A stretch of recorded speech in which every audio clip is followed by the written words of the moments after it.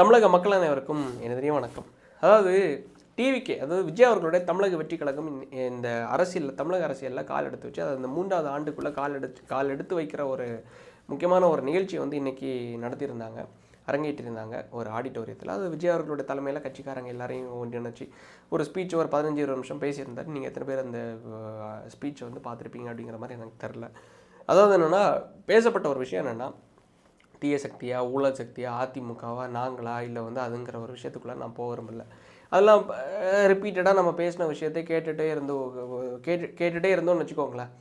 Like 2 விஷயந்தான் நான் பார்க்குற ஒரு விஷயம். அதாவது என்னென்னா, ஒரு சர்வே, அது ஒரு முக்கியமான ஒரு கருத்து கணிப்பு. 2வது இன்னொரு விஷயம் என்னென்னா, லைக் வந்து திருக்குறள், குறளை வைத்து திமுகவை பின்னுக்கு தள்ளிய தாவைக்கா. அதாவது அந்த குறள் என்னென்னா, அநீதி அராஜகம் தில்லுமுள்ளு, அதை தாண்டி வந்து இவையெல்லாம் திமுக முகற்றே உலகு. அநீதி அராஜகம் தில்லுமுள்ளு இவையெல்லாம் திமுக முகற்றே உலகு. அதாவது என்ன, திருவள்ளுவர் வந்து உயிரோடு இருந்திருந்தா அநீதி அராஜகம் தில்லுமுள்ளு இவையெல்லாம் திமுக முகற்றே உலகு அப்படிங்கிற இந்த திருக்குறளை தான் முன் வச்சிருந்தப்பாரு. அந்த அளவுக்கு ஒரு அநியாயமான ஒரு தீய சக்தியான ஒரு ஆட்சி நடந்துட்டு இருக்குன்னு வச்சுக்கோங்களேன் அப்படிங்கிற மாதிரி வடிவமைச்சு பேசியிருந்தார். அதுக்குள்ளே எல்லாம் சரி, ஓகே, நான் அதில் வந்து உடன்படுறேன். காரணம் என்னென்னா, உண்மையிலே திருவள்ளுவர் இருந்திருந்தா இந்த தீய சக்தியை அப்படி தான் பேசியிருப்பார். இதை தாண்டி இன்னொரு சர்வே ஒன்று குறிப்பிட்டிருந்தார். அதாவது என்னென்னா, நியூஸ் 7 வந்து ஸ்பிக் மீடியா மற்றும் இடவளம் இந்த 2 குழுவினரும் எடுக்கப்பட்ட ஒரு சர்வே வந்து எக்ஸ்க்ளூசிவாக ரிலீஸ் பண்ணியிருந்தாங்க. இந்த சர்வே இந்த அளவுக்கு விஜய் அவர்களுக்கு வரைக்கும் போய் பாதிக்கும் அப்படிங்கிற ஒரு விஷயத்தை நான் எதிர்பார்க்கல. காரணம் என்னென்னா, கீழே இருக்கிற தொண்டர் முதல் அதுக்காக முட்டு கொடுத்து, அதாவது கழகத்துக்காக ஸ்டாலின் அவர்களுக்கும் எங்களுக்கும் என்ன வேணாலும் இருக்கலாம், பெரியாருக்கும் எங்களுக்கும் என்ன வேணாலும் இருக்கலாம், ஆனால் அவரை கேட்டால் நாங்கள் வருவோம் அப்படின்னு சொல்லிட்டு இங்கே தம்பிமார்கள் இருக்காங்கல்ல, அந்த தம்பிமார்கள் முதல் இங்கே இருக்கிற எல்லாருமே, அதை தாண்டி விஜய் அவர்கள் வரைக்கும் எல்லாரையும் பாதிக்கப்பட்டிருக்க ஒரு விஷயம் இந்த சர்வே அப்படிங்கிற ஒரு விஷயத்தை பார்க்கும்போது, அதான் அதை பற்றி கண்டிப்பாக பேசி ஆகணும் அப்படிங்கிற ஒரு விஷயத்தை தான் நான் பார்க்குறேன். காரணம் என்னென்னா, சில நாட்களுக்கு முன்னாடி நான் ஒரு விஷயத்தை குறிப்பிட்டிருந்தேன். அதுக்கு சில சலசலப்புகளும் வந்துச்சு. இருந்தாலும் ஃபேக்ட் என்னங்கிறது நம்ம பேசி ஆகணும். அதாவது நான் அன்றைக்கே சொல்லப்பட்ட ஒரு விஷயம் என்னென்னா, இன்றைக்கி டிவிக்கே வந்து களத்தில் நிற்கிறாங்க அப்படின்னா, இன்னொரு பக்கம் என்டிஏ கூட்டணி, ஏடிஎம்கே, பாமக, லைக் வந்து பிஜேபி, இன்னொரு பக்கம் என்னென்னா அமமுக, இவங்க எல்லாரும், அந்த பக்கம் என்னென்னா திமுக, விடுதலை சிறுத்தைகள், விசிகா, லைக் வந்து வைகோ அவர்களுடைய கட்சி, கம்யூனிஸ்ட் கட்சி, இவங்க எல்லாருமே அங்கே வந்து ஒரு குழுவினராக ஒன்றிணைஞ்சு கூட்டணியாக லைக் வந்து எலெக்ஷனில் கண்டஸ்ட் பண்ண போகிறாங்க. ஸோ இது எல்லாமே ஒவ்வொரு கூட்டணிகளாக இங்கே இருக்கும்போது, நாம் தமிழர் இன்னொரு பக்கம், லைக் வந்து அந்த கருத்து கணிப்பில் சொல்லப்பட்ட விஷயம் என்னென்னா, நான் சொன்ன விஷயம் என்னென்னா, இவங்க எல்லாரும் இன்றைக்கி இருக்கிற தருணத்தில் விஜய் அவர்கள் தனியாக, நாம் தமிழர் தனியாக, அந்த பக்கம் என்டிஏ கூட்டணி, அந்த பக்கம் ஸ்டாலின் அவர்களோட கூட்டணி அப்படின்னு சொல்லிட்டு எல்லாரும் களமாடும்போது, கம்ப்ளீட்டாக இந்த எலெக்ஷனில் டிவிக்கே வந்து கண்டிப்பாக நல்ல ஒரு ஓட் பேஸ் எடுப்பாங்கன்னு நான் சொல்லியிருந்தேன். அதாவது ஜெயிக்கிறதுக்கான தொகுதிகள் வந்து ஒரு 10லேருந்து 12, 13 சீட்டு வந்து அதிகபட்சம் ஜெயிக்கலாம். ஆனால் ஓட் பேஸ் ஸ்ட்ராங்காக வாங்குவாங்க. ஏன்னா இங்கே இருக்கிற ஒரு கட்சி சொல்கிறாங்க எல்லாம் கிட்டத்தட்ட 7.5%, 8% ஓட் பேஸை நாங்கள் வச்சுருக்கோம். 8% ஓட் பேஸ்னாலே கிட்டத்தட்ட 38 லட்சம் வாக்குகள் நாங்கள் வச்சுருக்கோம் தமிழ்நாடு முழுவதுமா. ஸோ நாங்கள் வந்து ஒரு பெரிய 3வது சக்தி அப்படிங்கிற மாதிரி சொல்கிறாங்கல்ல. இந்த 3வது சக்தி அப்படியே 4-5க்கு பின்தள்ளிடும். அதுக்கடுத்து தான் அந்த இடத்துக்கு விஜய் அவர்களுடைய தமிழக வெற்றி கழகம் முன்னேறி வரும். காரணம் என்னென்னா, அந்த இடத்துக்கு மேலேயே முன்னேறி வரும். காரணம் என்னென்னா, இந்த சர்வேயில் சொல்லப்பட்ட விஷயம் என்னென்னா, கிட்டத்தட்ட 10 to 15% ஓட்டை எடுத்துருவாங்க. 10 to 15% ஓட்டுனா சும்மாவா? அது இங்கே வந்து 38 லட்சம் ஓட்டு, 40 லட்சம் ஓட்டுன்னு வச்சுக்கோங்க. 40 lakhs டிவைட் பை 2, 80 லட்சம் வாக்குகளை யார் வாங்கினா 14-15% வாக்குகள் வரும். அதான் இந்த சர்வே வந்து சொல்லுது. இந்த சர்வேயில் சொல்லப்பட்ட இந்த 15% ஓட்டை, அதாவது 80 to 85 lakhs ஓட்டை தாவேக்கா வாங்கினாங்கன்னு வச்சுக்கோங்களேன். அது மிகப்பெரிய லெவலில் பேச்சு பொருள் ஆகக்கூடிய விஷயம் கிடையாது, பேச்சு பொருள் ஆகப்படக்கூடிய விஷயம். காரணம் என்னென்னா, தமிழ்நாட்டில் பல கட்சிகள் சொல்கிறாங்க. இப்போ ஏடிஎம்கே சொல்கிறாங்க எங்களுக்கு 1.5 கோடி தொண்டர்கள் இருக்காங்க அப்படின்னு. இன்னொரு பக்கம் என்னென்னா, டிஎம்கே சொல்லுவாங்க எங்களுக்கு 1.5 கோடி தொண்டர்கள் இருக்காங்க. மொத்தமாக இருக்கிறது 7.5-8 கோடி மக்கள். ஸோ எங்களுக்கு இத்தனை பேர் இருக்காங்க அப்படிங்கிற மாதிரி லைக் வந்து ஒரு சொந்தம் கொண்டாடுவாங்க இல்லை. அதே மாதிரி விஜய் அவர்களுக்கு மிகப்பெரிய லெவலில் ஒரு ஸ்ட்ராங் ஓட் பேஸ் வரும்னு சொல்லிட்டு நான் அன்றைக்கே சொல்லியிருந்தேன். ஆனால் அது எத்தனை வெற்றியாக கல்டிவேட் ஆகுங்கிறது சந்தேகம்தான். காரணம் என்னென்னா, தனிச்சு நிற்கிற பட்சத்தில் ஒரு சந்தேகத்திற்குரிய விஷயம். ஆனால் கண்டிப்பாக விஜய் அவர்கள் உட்பட சிலர் வந்து ஜெயிக்கலாம் அப்படிங்கிற ஒரு விஷயத்த சொல்லியிருந்தேன். அதுவே மிகப்பெரிய ஒரு வளர்ச்சி தான். புது கட்சிக்கு முதல் தேர்தலில் இந்த அளவு வெற்றி கிடைக்கிறதே பெரிய ஒரு விஷயம்தான். ஆனால் கூட்டணி அமைச்சாங்கன்னா, ஏடிஎம்கே கூட ஒரு நல்ல ஒரு அலைன்ஸில் வந்துட்டாங்கன்னா இவங்களால எலெக்ஷனில் கம்ப்ளீட்டாக ஸ்வீப் பண்ண முடியும். ஏன்னா இவங்க வந்து ஆரம்பத்தில் விடுதலை சிறுத்தைகளை அழைச்சி பார்த்தாங்க. லைக் வந்து அதை தாண்டி இப்போது லைக் விஜயகாந்த் அவர்களுடைய மதிமுக லைக் வந்து தேமுதிகவை அழைச்சி பார்த்தாங்க, அதிமுகவுக்கிட்ட பேசி பார்த்தாங்க. ஸோ எல்லா இடத்துலையும் பேசி பார்க்கும்போது அதுக்கான உடன்படிக்கையே வரல. சரியான ஒரு பேச்சுவார்த்தை அமையாத காரணத்தினால தனிச்சு நிற்கிறாங்க. தம்பிகள் கூட பேசி பார்த்தாங்க. ஸோ எதுவுமே சரியான ஒரு விஷயமா அமையலை. ஸோ அப்படி இருக்கிற பட்சத்தில் விஜய் அவர்களுடைய இந்த எலெக்ஷனை பொறுத்த மட்டும் நல்ல ஒரு ஸ்ட்ராங்கான ஓட் பேஸை வாங்குவாங்கிறது நானும் சொல்லியிருந்தேன். இந்த சர்வேலையும் சொல்லப்படுற ஒரு விஷயம் அதுதான் திரு விஜய் அவர்கள் மேடையில் இன்றைக்கி பேசியிருக்காரு. ஸோ பேசப்பட்ட ஒரு விஷயம் என்னதான் ஒரு பக்கம் இருக்கட்டும்னு வச்சுக்கோங்களேன். காரணம் என்னென்னா, எல்லாரோட நோக்கம், எனக்கெல்லாம் உண்மையே சொல்கிறேன், இந்த பக்கம் டிவிக்கு ஆட்சியில் வரணும் இல்லை ஏடிஎம்கே ஆட்சியில் வரணும் அப்படிங்கிறத தாண்டி, டிவிக்கே வராங்க இல்லை நாம் தமிழர் வராங்க இல்லை ஏடிஎம்கே மேலே வராங்கங்கிறதெல்லாம் மக்கள் ஓட்டு போட போகிறாங்க, அவங்க வந்து அதுக்கான ரிசல்ட்டை கொடுக்க போகிறாங்க. ஆனால் எல்லாருக்கும் இருக்கிற ஒரே நோக்கம் என்ன தெரியுமா?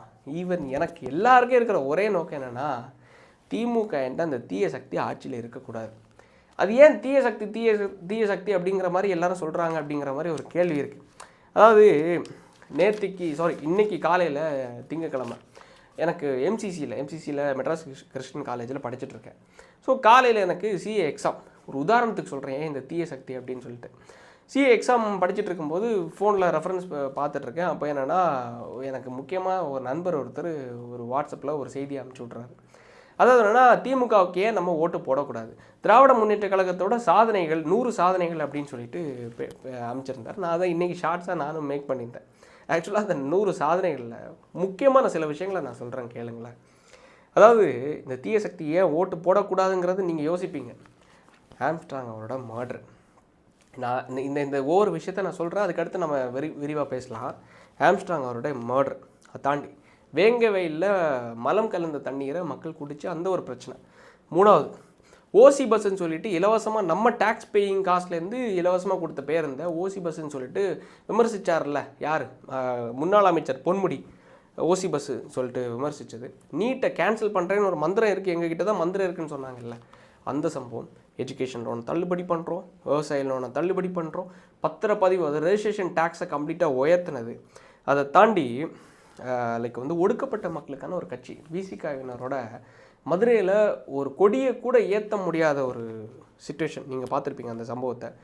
உலக புகழ்பெற்ற ஜாஃபர் சாதிக் அவர்களுடைய ட்ரக் கேஸு, ப்ராப்பர்ட்டி டேக்ஸை உயர்த்தினது, ஹவுஸ் டேக்ஸை உயர்த்தினது, வாட்டர் டேக்ஸை உயர்த்தினது, எலக்ட்ரிசிட்டி கரண்ட் பில்லை உயர்த்தினது. இதெல்லாம் உயர்த்திட்டு அவங்க எல்லாம் முக்கியமாக ஒரு படம் எடுக்கிறாங்கல்ல, அந்த படத்தை விநியோகம் அதை டிஸ்ட்ரிபியூட் பண்ணுறதுக்கான டேக்ஸ் 5% குறைச்சிருக்காங்க.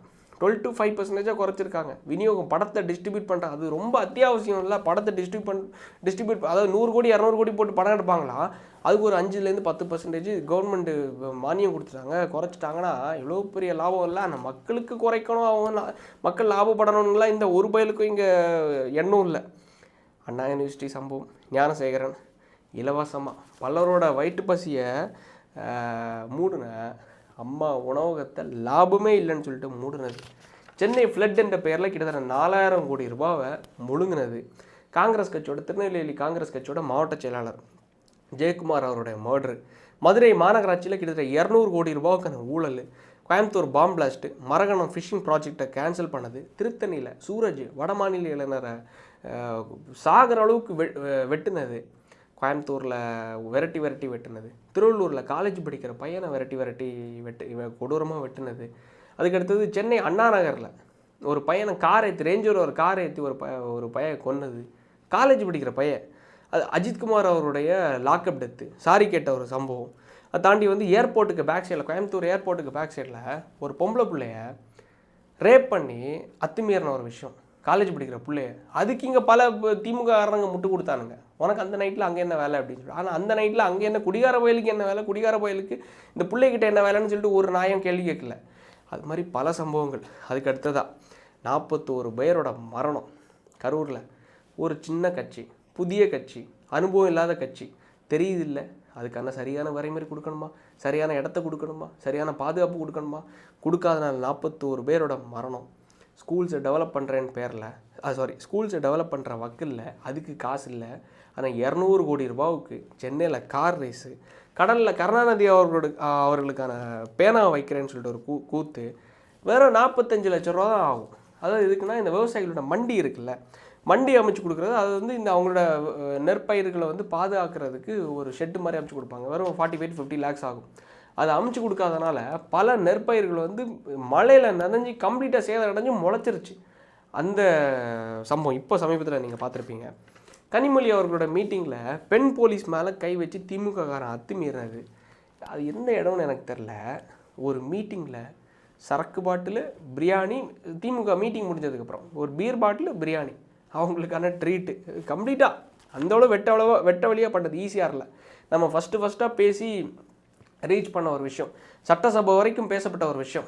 அது என்னென்னா ஈஸியாரில் திமுககாரனுங்க கொடியை வச்சுட்டு சஃபாரி கார்லேயும் தார் கார்லேயும் விரட்டி பெண்களை வந்து அத்துமீறதுக்கு வீடு வரைக்கும் போய் அத்துமீறின ஒரு விஷயம்.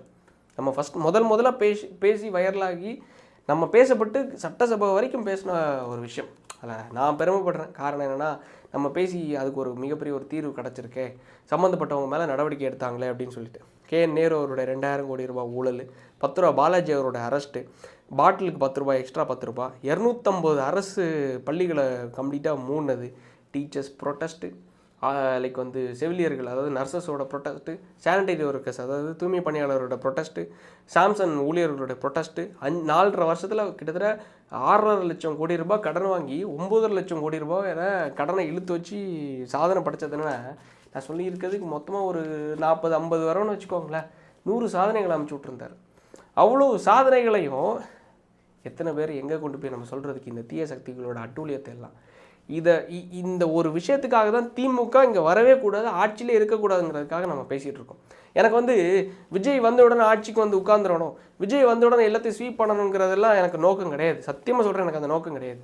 வராரு, புது சக்தியாக வராரு, ஒரு நல்ல ஒரு மாற்றத்தை கிரியேட் பண்ணுறாங்களா, மக்கள்கிட்ட நல்லா பேசுகிறாரா, அது மூலமாக அவர் ஒரு கல்டிவேட் பண்ணுறாரா, திமுகவுக்கு ஒரு ஒரு ஒரு ஒரு மாற்று சக்தியாக உருவாகி அதோட ஓட் பேங்கை உடைக்கிறாரா அப்படிங்கிற ஒரு விஷயம் மட்டும்தான் மக்கள் எல்லாரும் விரும்புகிறாங்க.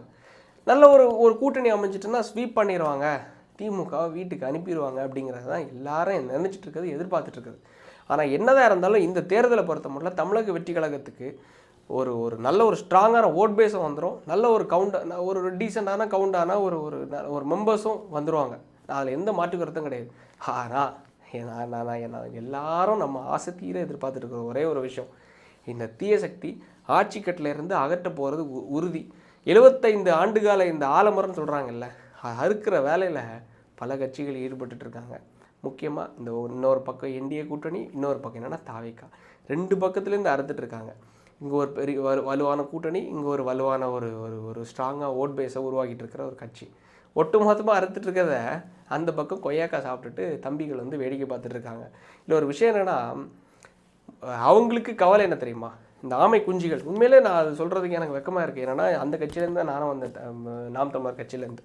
அந்த கட்சியிலேருந்து நம்ம வந்ததுக்கப்புறமா நாம் தமிழர் கட்சி இந்தளவுக்கு ஜெயிக்கிறதுக்கான ஒரு சிச்சுவேஷன் அமைக்காமல் ஏன் அந்த தோற்கடிக்கக்கூடாது எல்லாரும் நினச்சிட்டு இருக்கிற அந்த திமுக வந்து தோற்கடிக்கணும் அப்படிங்கிற ஒரு விஷயத்தில் ஈடுபடாமல், இதெல்லாம் பேசாமல், என்ன இவ்வளோ விஷயம் நம்ம பேசணும்ல, இதை பற்றி ஒன்றுத்துக்கும் பேசாமல் நான் எடுத்து வச்சுருக்கேன்டா, என்னை பற்றி பேசியிருக்கான், என் மனைவியை பற்றி பேசியிருக்கான்னு எல்லா இதையும் எடுத்து வச்சுருக்கேன், எலெக்ஷன் டைமில் உன்னை செய்கிறேன் பாரு அப்படிங்கிற மாதிரி சொல்கிற ஒரு விஷயம் கடைசியில் அது யாருக்கு சாதகமாக போய் மாறும் தெரியுமா? இவனுங்க சொல்கிறாங்கல்ல, எங்களுக்கும் ஸ்டாலின் அவர்களுக்கும் 1000 இருக்கலாம், ஆனால் அவங்களும் ஒரு கேள்வி கேட்டால் நான் விடமாட்டேன் அப்படிங்கிற ஒரு விஷயத்தில் ஈடுபட்டு இருக்காங்க. அது ரொம்ப தலை குனிய வேண்டிய ஒரு செயல். அப்படிங்கிற ஒரு விஷயத்தில் அந்த கட்சி ஈடுபட்டு இருக்கிறதுனால இந்த தேர்தலோட ஆமை குஞ்சுகள் பின்னுக்கு தள்ளப்படுறாங்க. அணில் குஞ்சுகள் அதை ஓவர்டேக் பண்ணி முன்னே வர போகிறாங்க.